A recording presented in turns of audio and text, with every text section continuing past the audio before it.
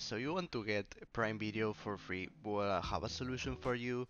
Maybe this is not what you are expecting, but this works perfectly fine. So the first thing you have to do is to create a new account. Don't use your last account, use a new. And in that new account, you have to start the free trial.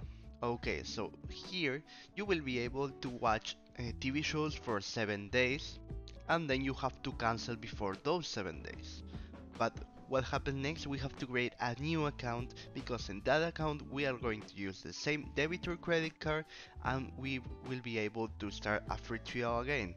This not only works for video and TV show, it's worth, for example, subscription to a Twitch channel, to Prime Gaming rewards, etc.